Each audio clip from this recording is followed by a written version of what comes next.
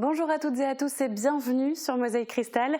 Dans notre émission aujourd'hui, nous parlerons du budget du CIDEM et nous laisserons la parole au président du SDEA. Voici tout de suite les titres du journal.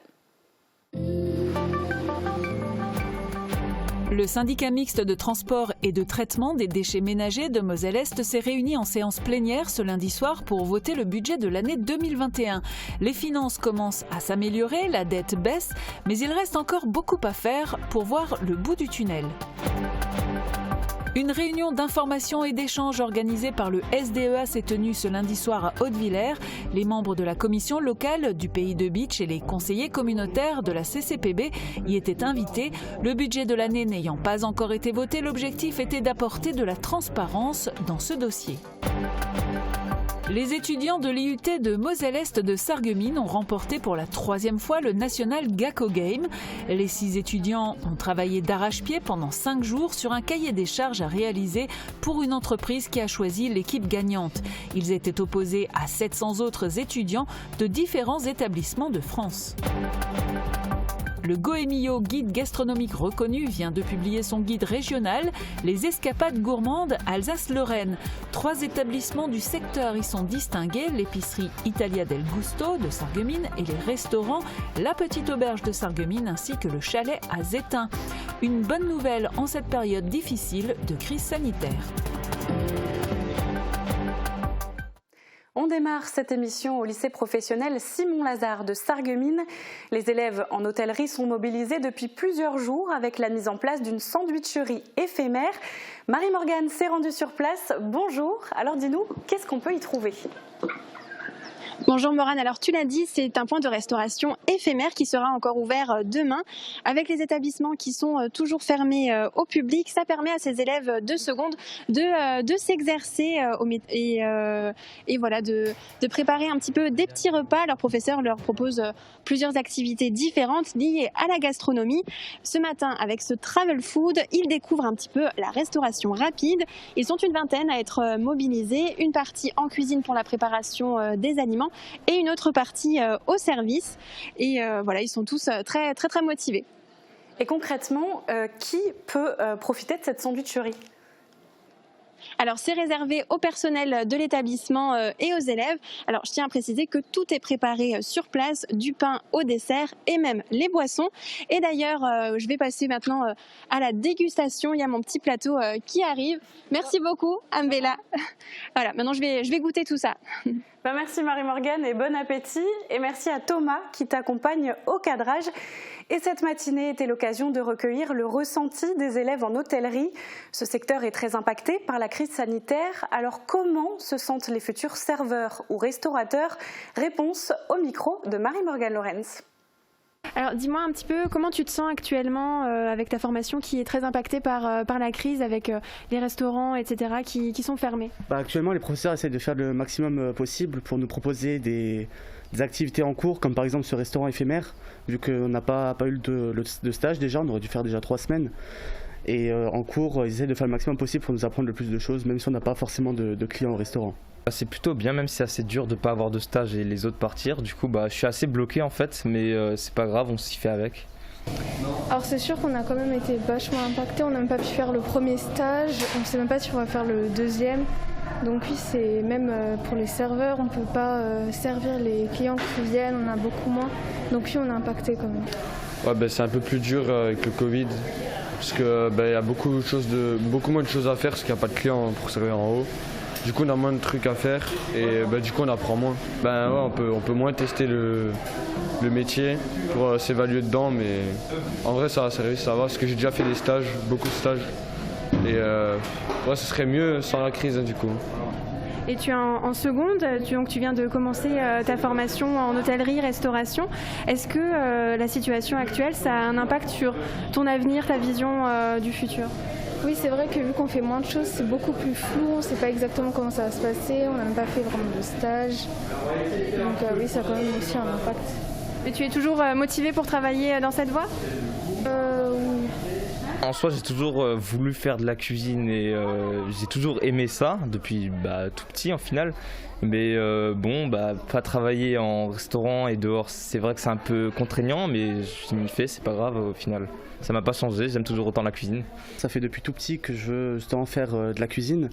Et non, parce qu'en cours, justement, on nous apprend plein de trucs, même si on n'a pas forcément les stages pour nous représenter dans la vie professionnelle, on fait avec, quoi. Et en parlant d'école, c'est une 3e victoire pour les étudiants de Sarreguemines. L'équipe de l'IUT de Moselle-Est a remporté une nouvelle fois le National Gacko Game, un challenge qui opposait des équipes de toute la France. Retour sur cette victoire avec Marie-Morgane Lorenz. Le trophée reste à domicile. Ces 6 étudiants en Gacko de l'IUT de Moselle-Est à Sarreguemines étaient opposés à 700 autres camarades de différents établissements de France. Pendant 5 jours, ils ont travaillé d'arrache-pied sur un cahier des charges à réaliser pour l'entreprise Goupil, spécialisée dans les utilitaires électriques. Ils devaient notamment trouver des solutions pour valoriser la marque employeur et attirer de nouveaux talents. Pour cela, nous misons sur une installation avec un jardin potager fleuri qui permettrait des activités telles que le sport, la culture ou encore le développement personnel, mais également un réaménagement des locaux avec une approche un petit peu à l'américaine et également un système de ramassage par navette qui permettra un meilleur respect de l'environnement. L'équipe a d'abord été choisie parmi les 8 groupes du département Gacko de Sarreguemines pour représenter l'IUT Mosellan face aux finalistes de 10 autres IUT de France. Les étudiants de 2e année ont présenté leur projet devant les cadres dirigeants de l'entreprise Goupil. Ce sont ces derniers qui ont choisi l'équipe gagnante. On était très fiers. En plus, on était avec tous nos camarades. Donc, ils nous ont tous félicités. En plus, c'était vendredi après-midi, il faisait beau. Donc, c'était vraiment un super moment à passer tous ensemble. C'était une réelle satisfaction parce que c'est vrai que c'est un concours national. Donc déjà qu'on l'avait remporté par rapport à la promo et ensuite par rapport aux autres promos de France, ce qui fait énormément d'équipes, c'est une réelle fierté. En l'honneur de cette victoire, les étudiants ont été conviés lundi matin à l'hôtel de ville de Sarreguemines. Ils ont été félicités par le maire et le vice-président de la communauté d'agglomération en charge de l'enseignement supérieur. La situation s'apaise au CIDEM sur le fond et sur la forme. Les finances commencent à s'améliorer et l'ambiance des débats s'en ressent. Julia Bitran et Uranie Tozic ont assisté hier soir au vote du budget du syndicat mixte de transport et de traitement des déchets ménagers de Moselle-Est. Reportage. Nous avons besoin de votre soutien, plus que jamais d'ailleurs, car j'ai le sentiment que nous sommes sur la bonne voie. Le président du CIDEM peut se targuer d'avoir en moins de 2 ans réduit le déficit cumulé de 18 à 15 millions d'euros et d'avoir fait baisser la dette globale de 103 à 90 millions, tout en ayant absorbé les quelques 2 millions d'euros de déficit des anciennes régies. Mais le syndicat mixte de transport et de traitement des déchets ménagers de Moselle-Est est encore loin de voir le bout du tunnel. Mais nous ne devons pas relâcher la pression. L'ambiance dans les séances plénières s'est améliorée, même si tous les points à l'ordre du jour ne font pas encore l'unanimité, à commencer par le compte de gestion, approuvé par l'Assemblée, mais avec 5 abstentions. Moi je lis le rapport de Monsieur le Président et j'ai pas de doute. Simplement, je viens d'arriver avec un certain nombre de collègues dans cette noble maison. On s'interroge, on a des réponses, on a des interrogations. Voilà. Et je crois que la prudence, c'est s'abstenir.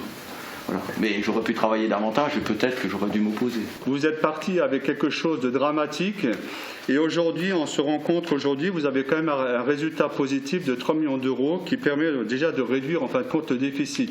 Et croyez-moi que ce n'était pas chose facile pour vous et je vous souhaite encore beaucoup de chance et puis beaucoup de continuité et puis je félicite le travail de toute l'équipe. Remerciement du président qui précise tout de même qu'il ne s'agissait là que de s'exprimer sur la justesse des comptes, pas sur les montants. Fort logiquement, les 5 mêmes élus se sont abstenus aussi lors du vote du compte administratif et lors du vote du budget primitif. Nous sommes arrivés à un budget sincère et en équilibre sur l'année. Pour arriver à cet équilibre, nous sommes obligés d'augmenter les recettes, c'est-à-dire les 12e, de 2,6%. Par contre, nous n'augmentons pas la participation de 8 € par habitant. 3,7 millions de remboursements d'emprunts sont prévus au budget primitif dans les 7,2 millions d'euros d'investissement. Paradoxalement, le débat s'est particulièrement animé autour d'un point qui n'est pas encore à l'ordre du jour, l'éventuelle remise en question de la collecte multiflux. La réflexion est en cours concernant les sacs orange et leur contenu, d'autant que de nouvelles consignes de tri entreront en vigueur en janvier prochain. Donc les pistes de réflexion à ce jour, sans préjuger des délibérations qui seront prises par les différents conseils communautaires. Partirait pour l'extension des consignes de tri en apport volontaire des fibreux sur l'ensemble du territoire. Il y a une réflexion sur l'apport volontaire des VG, donc tout ce qui est extension consigne de tri, barquettes, avalage, des choses comme ça, en apport volontaire en bac à nouveau pour 5 intercommunalités potentiellement. Les intercommunalités ont été consultées en amont. Une étude va maintenant être menée via un cabinet d'audit avec un financement à hauteur de 70% par l'ADEME. Chaque intercommunalité devra ensuite trancher pour son territoire. La nouveauté qui entrera prochainement en vigueur, c'est le pacte financier entre le SIDEM et les 10 intercommunalités qui le composent. Désormais, les retards de paiement, dans un sens comme dans l'autre, entraîneront 5% de pénalité au-delà de 45 jours. Une manière pour le SIDEM de ne plus avoir à assumer de coûteuses trésoreries. Mais certaines intercommunalités sont confrontées à une situation financière compliquée. 4 mains se sont levées contre ce pacte financier. À l'origine, il devait aussi prévoir l'abandon de la dette du SIDEM héritée du passé envers les intercommunalités. Ce point sera finalement réécrit pour prévoir un engagement moral de remboursement le jour où les finances du SIDEM se porteront bien. On regarde tout de suite les prévisions de Météo France et on se retrouve juste après pour laisser la parole au président du SDEA. À tout de suite. La météo vous est présentée par le Crédit Mutuel. Une banque qui appartient à ses clients, ça change tout. La rénovation de vos façades avec Modern Habitat allie esthétique et une résistance garantie à toutes les intempéries.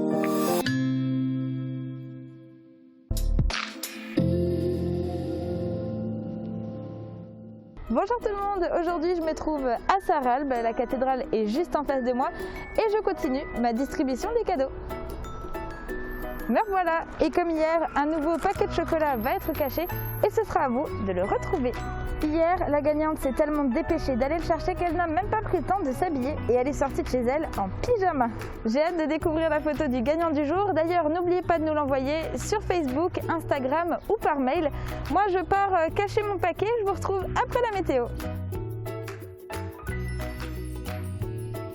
On poursuit la semaine sous le soleil avec une nouvelle belle journée qui nous attend pour demain. Les températures continuent encore de grimper et vont monter jusqu'à 22 à 25 degrés au plus chaud de la journée. Profitez-en pour aller prendre l'air. Demain, pensez à souhaiter une bonne fête aux Benjamins et il fera jour de 7h10 à 20h01. Et voilà, mon paquet est caché, c'est maintenant à vous de jouer. Et comme il va faire beau demain, je vous conseille d'en profiter et d'aller vous promener vers Beach du côté de l'étang d'Asselfurt. Juste une idée comme ça. Vous en saurez certainement plus demain. Passez tous en attendant une très belle journée et à demain. Merci d'avoir suivi la météo avec le Crédit Mutuel. Une banque qui appartient à ses clients, ça change tout. Mettez le meilleur de l'Italie dans votre assiette avec l'Italia del Gusto. Charcuterie, fromage, olives, vin et plats cuisinés. Chez Cuisine Schmidt Sarreguemines, jusqu'au 31 mars, place aux offres lumineuses. Pour une cuisine équipée ou un dressing sur mesure, l'éclairage vous est offert. Nous vous offrons aussi jusqu'à 1 000 € de réduction sur tous vos projets. Et en ce moment, tentez de remporter un lot d'une valeur de 505 € en participant au jeu concours sur notre page Facebook. Chute, malaise, accident domestique, donnez l'alerte rapidement grâce au dispositif de téléalarme Vitaris. Un bouton sur une montre, un bracelet, un médaillon ou un téléphone vous mettra en relation avec une centrale d'assistance disponible 24 h sur 24 et 7 jours sur 7 qui se chargera de prévenir un proche, un voisin ou les secours. Produit disponible chez AVS Médical. Demandez conseil auprès de nos professionnels par téléphone ou en agence. AVS Santé, notre métier, vous accompagner.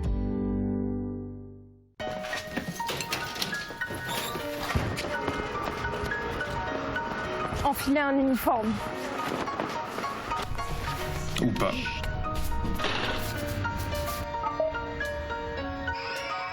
Courir dans tous les sens. Ou rester immobile. Faire des gestes maîtrisés. Ou un peu moins maîtrisé. Se coucher tard. Se lever tôt. Savoir viser. Très bien visé. Fermer plus tôt. Ouvrir plus grand. Porter un masque. Vraiment le porter. En restant chacun mobilisé, nous serons plus forts ensemble.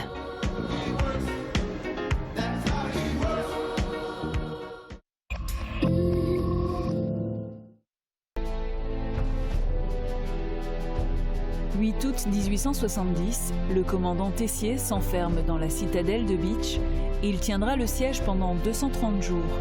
Qui était Louis-Casimir Tessier? Comment tout ceci a commencé? Pourquoi la place de Bitche a résisté, gagnant son surnom de forteresse imprenable? 1870 a marqué l'histoire de Bitche et bien au-delà, l'histoire de l'Alsace et de la Moselle et celle de l'Europe tout entière.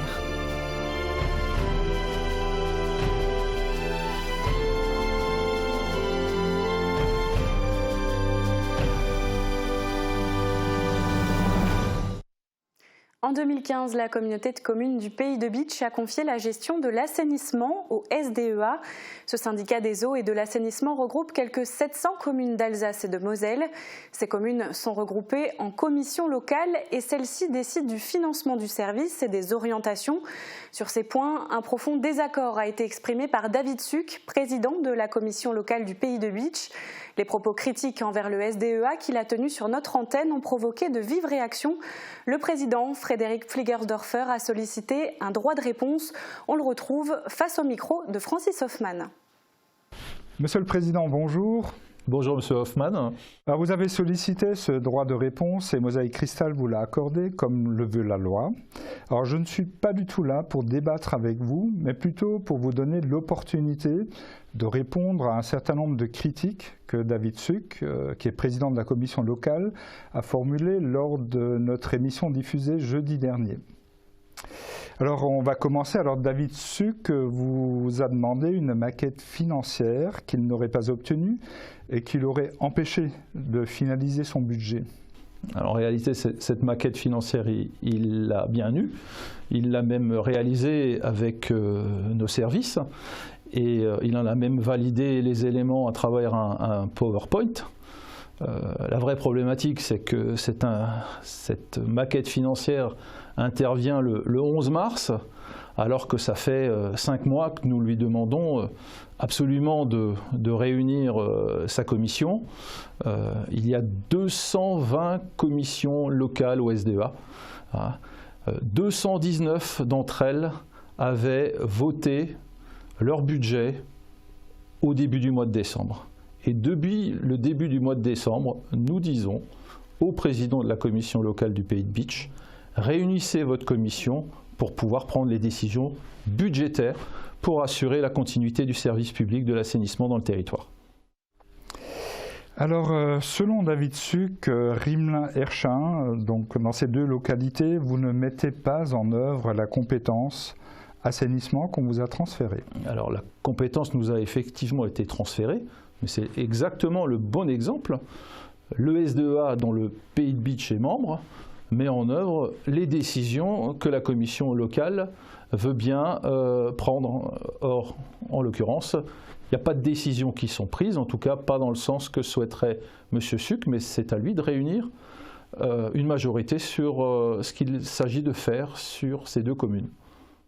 Alors toujours selon lui, les articles 12 et 36 des statuts du SDEA ne sont pas respectés. Alors la commission locale n'aurait aucune prise sur les employés, n'a aucun rôle administratif et fonctionnel.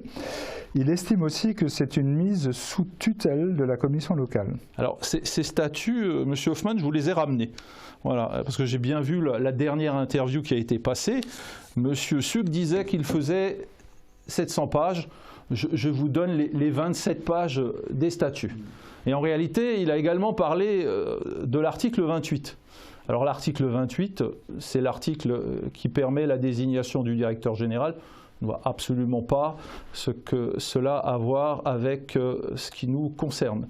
L'article 36 précise simplement les modalités de vote. Là également, il n'y a aucune information particulière, si ce n'est la volonté d'exister et de faire croire à tout le monde qu'il a lu 700 pages et qu'il connaît très bien les articles. En revanche, il parle de l'article 12, mais il omet surtout de parler de l'article 6. Parce que dans l'article 6, il est bien précisé que adhérer à un syndicat mixte comme le SDEA consiste à transférer l'ensemble des compétences, mais également les responsabilités. Et là, en l'occurrence, nous avons un vrai problème, parce que M. Suc aimerait bien prendre des décisions, mais il n'aimerait surtout pas en assumer les responsabilités. Et chaque fois qu'il est un peu heurté dans ses décisions, il dit « c'est pas moi, c'est les autres ». En revanche, effectivement, l'article 28 précise quelles sont les attributions. Les attributions de la commission locale, elles consistent à établir le plan d'investissement, à prendre acte et à valider l'ensemble des travaux qui ont été faits. Alors maintenant, de savoir s'il y a une prise de pouvoir depuis Schiltigheim par rapport au pays de Beach, par rapport au Beacherland. C'est bien simple, moi je vais vous dire exactement ce qu'il en est. Il y a 3 dossiers principaux sur lesquels nous n'avons pas la même analyse que M. Suc. Le premier dossier, c'est le dossier de la médiation Veolia. Le second dossier, c'est un dossier qui est relatif à la redevance d'assainissement. Et le troisième dossier, c'est un dossier globalement de méthode.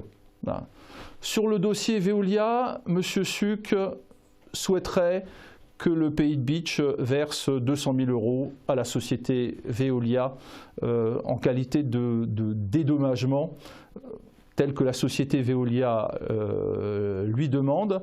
Nous considérons que c'est totalement hors de propos.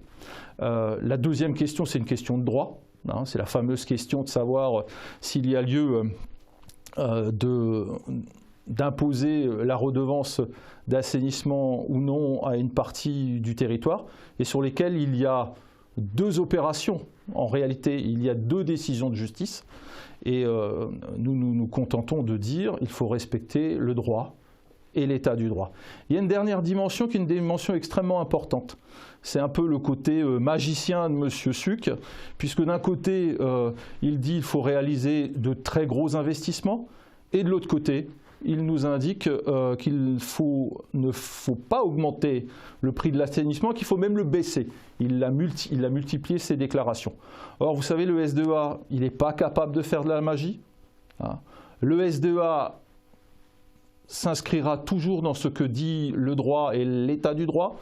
Et enfin, le SDEA, même si ce n'est pas la volonté de M.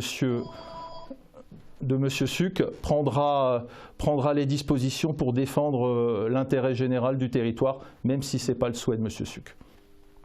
On va continuer avec la redevance partielle. Alors d'après le président de la commission locale, on aurait dû citer justement le jugement dont vous avez fait état à l'instant. Donc c'est un jugement du Conseil de l'État de 2018. Les habitants qui ne sont pas connectés à un assainissement collectif n'auraient pas à payer cette redevance. Alors il dit que vous imposez un diktat contre la volonté du territoire pour 25 000 € qui ne représente au final que 1% des recettes. J'observe d'abord que M. Suc a un lexique, diktat, qui est particulièrement révélateur de la psychologie dans laquelle il s'engage en ce qui concerne nos relations. Alors, quel est le point du droit ici? C'est qu'il y a une décision de 2015 de la Cour de cassation qui dit spécifiquement au territoire, vous pouvez mettre en œuvre cette redevance. Il y a ensuite une décision de 2018 qui n'est pas spécifique au territoire, même si ce n'est pas très loin du territoire de Beach. Donc le Conseil d'État en 2018 dit cette décision est illégale. Et elle précise, même s'il n'y a pas une totale analogie par rapport à la situation de 2015, que ce n'est pas possible de le mettre en œuvre. Nous on dit à M. Suc, quand dans notre pays il y a une contradiction, il y a une opposition entre ce que dit la Cour de cassation et ce que dit le Conseil d'État. Il y a une procédure toute simple, que tout le monde connaît normalement quand on fait des études de droit, c'est demander au tribunal des conflits de rendre un arrêt et de rendre une décision. Et cette décision, bien évidemment, nous l'appliquerons. Mais nous ne nous plaçons pas en illégalité par rapport au droit. M. Suc nous demande de mettre en œuvre des décisions qui, à ce stade, sont illégales. Alors dans l'interview de jeudi dernier, David Suc constate que la moyenne de la redevance au mètre cube d'eau assainie est de 1,74 € donc au pays de Beach et de 1,62 € en moyenne sur le territoire du SDEA. Alors il dit aussi que vous souhaitez uniformiser cette redevance et il cite néanmoins quand même Rohrbach qui se situe à 1,27 €. Alors votre commentaire. Alors d'abord je commencerai par la dernière partie de ces affirmations. Je dois dire que ça traduit une méconnaissance totale du fonctionnement du SDEA. Il y a autant de niveaux de redevance qu'il peut exister de territoires. La volonté de converger, c'est le choix d'un territoire. Moi, par exemple, je suis président de la communauté de communes de Markolsheim. Nous avions 2 périmètres d'assainissement. Nous avions 5 périmètres en ce qui concerne l'eau potable. Depuis 10 ans, nous mettons en œuvre une convergence des tarifs pour que, quand on habite sur un même territoire, tout le monde paye les mêmes redevances et l'ensemble des choses qui sont afférentes. Ensuite, d'où vient ce niveau du prix au mètre cube, pour simplifier? Il y a autant de prix au mètre cube que de situations particulières. C'est ce qu'on appelle la loi sur l'eau. La loi sur l'eau dit que c'est à l'usager de payer le prix juste de l'eau. Je sais que ça soucie beaucoup M. Suc de payer le prix juste de l'eau et de l'eau assainie. C'est un simple calcul. Ça consiste à prendre l'ensemble des charges compilées en matière de fonctionnement et d'investissement sur un secteur et d'affecter le paiement de ces charges sur ce secteur et ça crée des distorsions. Voilà, on est à 10 minutes 30, il nous reste encore 4 minutes 30 si on veut respecter le temps de ce droit de réponse. Alors 1 million d'euros remonte du territoire vers le service commun du SDEA. Vous refuseriez de donner les éléments d'information sur l'affectation de cet argent? Alors en réalité, on n'est absolument pas dans ce gradient. Quand des budgets sont votés au niveau des commissions locales, c'est à la commission locale de décider l'affectation du moindre cens sur le territoire.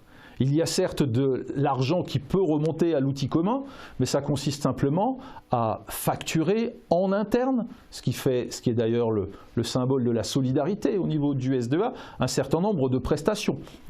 Quant à savoir si nous lui donnons l'ensemble des pièces et des documents, Monsieur Suc a fait un grand show il y a quelques jours où il a mis avec un spot derrière lui ses diplômes. Voilà. Moi, il se trouve que je suis aussi ingénieur. Voilà. Et au niveau de l'ensemble des responsables du SDEA, il y a beaucoup de gens qui ont aussi fait des études. Et je vous le dis, il y a 219 commissions SDEA qui sont toutes d'accord avec ce que disent nos services. Ça ne veut pas dire qu'il n'y a pas d'échange, qu'il n'y a pas de questions, mais il n'y a pas d'inquisition. Il n'y a pas le rôle de procureur que M. Suc veut jouer pour se dédouaner de ses responsabilités. Alors sur les eaux pluviales, la contribution annuelle de 10 € par habitant. Quelques communes en Alsace payent aujourd'hui 20 €. Alors voilà ce qui nous attend. Absolument pas. La commission reste totalement compétente. Je vous dirais même que dans ma communauté de communes, c'est la communauté de communes qui paye en lieu et place des communes. Après, la vraie question que l'on pose, mais d'ailleurs nous l'avions dit à M. Suc, le statu quo est tout à fait possible, mais c'est à lui d'assumer la différence qu'il y aurait sur son territoire qu'il a en administration entre un secteur qui paierait 10 € et un autre qui ne paierait rien. Nous, on n'est pas juge, c'est à lui, c'est au territoire de décider ce qu'il souhaite. On va avancer, hein. Il faut qu'on aille un peu plus vite. On en arrive aux investissements. D'après le président de la commission locale, les financeurs ne vous soutiennent pas, et en particulier l'agence de l'eau.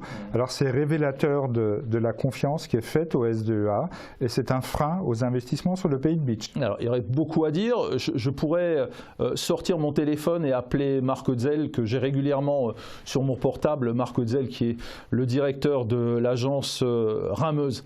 Non, la vraie vérité, hein, c'est ce que j'appelle le tour de magie. Ce tour de magie qui consiste à dire à l'ensemble des usagers du territoire, vous allez payer moins en assainissement et nous allons réaliser plusieurs millions d'euros d'investissement. Ça n'existe nulle part.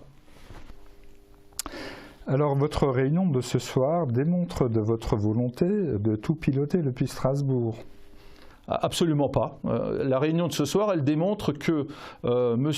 Suc nous a mis dans une impasse et que nous sommes tenus de prendre des décisions que nous n'aurions pas souhaité avoir à prendre. Et parce que nous avons quand même un minimum de considération pour les élus du secteur, nous souhaitons pouvoir échanger avec eux sur leur avenir. J'observe que M. Suc n'a pas souhaité être des nôtres. Ok, juste pour les emplois, donc il dit que 21 emplois, les emplois créés étaient déjà à l'époque des employés ici sur le secteur dans les différentes stations. Vous en dites quoi? Non, je dis que dit comme ça, c'est absolument faux. Je n'ai absolument pas le ratio, mais les 21 emplois qui sont à Beach actuellement concernent le territoire de Beach, mais aussi l'Alsace du Nord. Bon, on va conclure avec la dernière. Alors, David Suc l'a dit, la décision de quitter le SDEA n'est pas à l'ordre du jour. J'aimerais avoir votre commentaire. Est-ce que vous souhaitez, vous, rester avec le pays de Beach? Moi, comme président du SDEA, je porte une aventure, un destin qui est de favoriser l'eau publique et la capacité pour les élus à prendre en main eux-mêmes leur destin. Mais on ne peut pas... On se pose sérieusement la question. Nous sommes, aux yeux de M. Suc, incompétents, nous ne pratiquons pas les bons tarifs, nous ne fournissons pas les bonnes données. Moi, je dis simplement à M. Suc, tirez-en les conséquences. Si nous sommes aussi mauvais que ça, hein, quittez le SDEA. Proposez à vos collègues de quitter le SDEA. Vous pouvez le faire pour le 1er janvier ou le 1er juillet à venir, il n'y a aucun problème. Mais les tours de magie que vous nous demandez de faire, les violations de la loi que vous nous incitez à réaliser, hein, le non-respect de l'intérêt général, ce n'est pas le SDEA qui le mettra en œuvre sur ce territoire. Très bien, Frédéric Fliegersdorfer. On arrive au terme de ce droit de réponse. J'espère qu'il permettra une meilleure compréhension de dossiers complexes qu'est l'assainissement au pays de Beach. Merci pour votre diligence, M. Hoffman. Le 11 mars dernier, la commission locale Pays de Beach du SDEA, le syndicat des eaux et de l'assainissement Alsace-Moselle, n'a pas voté son budget pour l'année à venir. Depuis, les rencontres s'enchaînent pour discuter des différents points qui créent des tensions entre les élus. Hier soir, une réunion d'information et d'échange a été organisée par le SDEA à Haute-Villers. Étaient invités les membres de la commission locale du Pays de Beach, mais aussi les conseillers communautaires de la CCPB. L'objectif, apporter de la transparence dans ce dossier. Reportage. La communauté de communes du Pays de Beach va-t-elle divorcer du SDEA, le syndicat des eaux et de l'assainissement Alsace-Moselle? La question se pose. Après un budget non voté lors de la réunion de la commission locale le 11 mars dernier, les réunions s'enchaînent pour dialoguer et trouver des solutions. Hier soir, c'était à Haute-Villers, une réunion d'information et d'échange organisée par le SDEA. L'objectif, échanger avec les élus et comprendre ce qui crée des désaccords. Nous ne sommes pas du tout dans une démarche de séduction, nous sommes dans une démarche à la fois d'écoute et de réponse aux questions. Et j'ai observé avec grand plaisir qu'il y a eu énormément de questions, beaucoup d'échanges. Le SDEA a invité les membres de la commission locale du Pays de Beach, mais aussi les conseillers communautaires de la CCPB. Sur les 76 élus invités, seuls 28 ont fait le déplacement. Le sous-préfet de l'arrondissement de Sarreguemines était également présent pour rappeler dans quel cadre légal s'inscrit le service public de l'assainissement. C'est, je pense, calmement, en reprenant les textes et en trouvant, à travers les hypothèses légales de construction d'un budget, que les élus doivent trouver par eux-mêmes, ensemble et réunis, les projets d'investissement et de coûts de fonctionnement des installations d'assainissement dans le pays de Bitche, tout simplement. Ce que je constate, mais ça c'est de l'expérience de sous-préfet, c'est que la politique de la chaise vide n'est jamais gagnante. C'est l'histoire qui nous le démontre. Parmi les absents, il y a David Suc. Le président de la commission locale Pays de Bitche du SDEA n'a pas assisté à la réunion. La plupart des élus présents apprécient le travail réalisé par le SDEA. On note donc l'absence de débats contradictoires. J'ai envie de comprendre un peu ce qui se passe et je vois que la situation est quand même complexe. Et c'est un peu dommage que les deux parties ne s'opposent pas dans un débat contradictoire où ce serait plus facile entre personnes directes pour comprendre ce qui se passe. Mais je pense que toutes ces questions auraient dû être traitées en amont, mais visiblement, il y a eu un certain nombre de blocages, quoi. Mon souhait, c'est que tous ces malentendus se trouvent une solution, mais je sens quand même qu'il y a une tension forte, quand même. Nous, on est très satisfaits du travail réalisé par le SDEA au niveau de l'assainissement et au niveau de la station d'épuration. Perental est une commune dite solidaire. Ayant mis en place elle-même son assainissement, aucun travaux n'a été réalisé dans la commune.